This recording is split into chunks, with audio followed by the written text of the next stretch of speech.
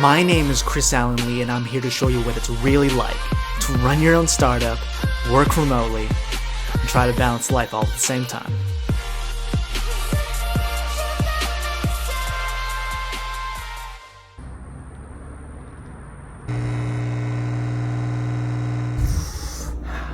So I'm finally working on the slides for this Instagram business course that I've been scripting and outlining for the last couple weeks. And the more I get into this, the more I feel like this Instagram business course is the natural next step for SmartHash. I think the biggest criticism I get is that people just don't quite understand how SmartHash can really help them on Instagram. And some of that is a knowledge gap with SmartHash itself, but a lot of it is also a knowledge gap on how to properly use Instagram for business. So this course is meant to tackle both.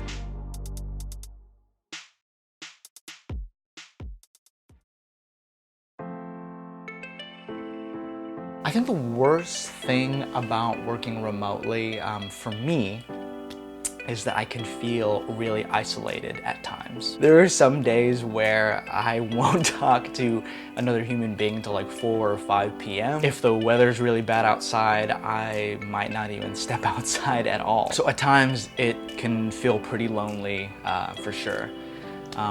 But I'm naturally a positive person, so I can usually find the silver lining in everything. So yeah, I'm isolated most days, but that also means that I feel free to do whatever I want without judgment. So I'll, code in my jammies. I don't have to wear headphones to listen to music, so I'll crank that shit up and just play it out aloud, and I'll play some interesting stuff.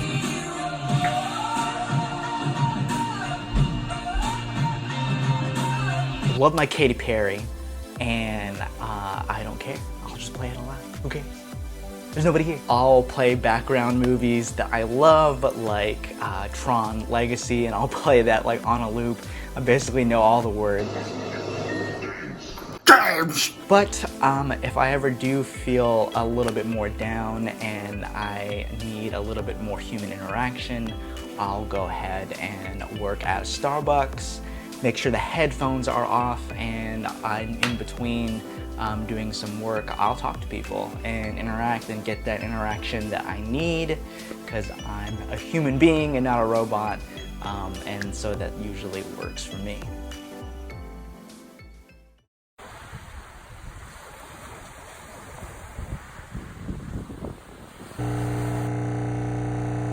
You guys want to see something cool? Check it out.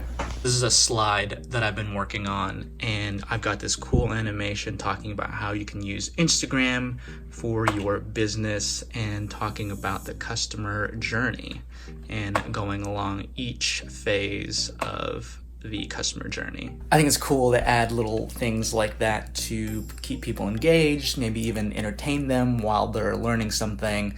I love putting the extra little effort on small details like this. So even though this slide probably took me like 5 or 6 times longer to create instead of doing some bullet points or things like that, I think this is the type of stuff that really makes a difference. Everybody needs a little whimsy, right?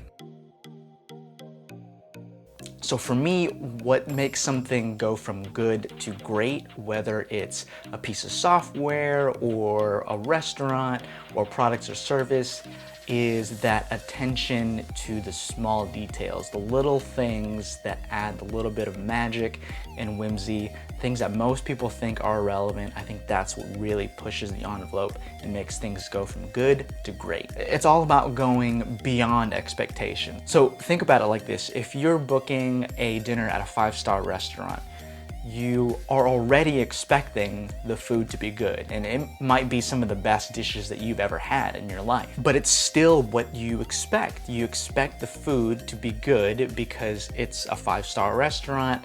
The cost of the food justifies it, so you're already expecting the food to be good. And the food being good would just match your expectations. To go beyond expectations would mean small little things like included valet parking, coat check, maybe a bar waiting staff in the waiting room. So I'll give you a real life example. I went to the Burns Steakhouse in Tampa a few months ago, and you know, it's a 5-star restaurant, it has raving reviews, and I went there and obviously the steaks were really amazing. But the little extra details that I just absolutely loved was that they gave a free tour of their kitchen and their cellar room after the dinner. It was like going through some Willy Wonka type journey after our dinner, and them showing how the food got made and the preparation and like their huge wine cellar. That little extra detail, which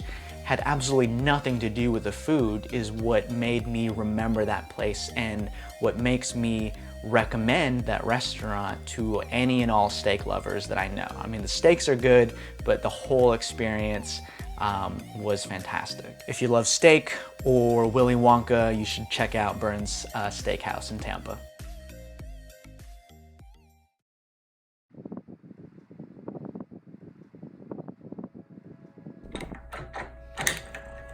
I still have like 5 more modules to go. It's kind of slow going, but I'm actually really happy with how everything's turning out, with the small details and cool animations. I think people are really going to be engaged and actually enjoy learning from this course. There's still a lot to do, and plus I still have, you know, client work, and I'm working email and chat support for SmartHash, so a lot to do, so I gotta get back to work. Keep it whimsy. Hey guys, if you liked that video, go ahead and make sure to subscribe. If you want to check out other videos in the series, go ahead and click right here. Or if you just want to support me, go ahead and click the link in the description. Try SmartHash for free, or shop Do What You Love for some cool merch.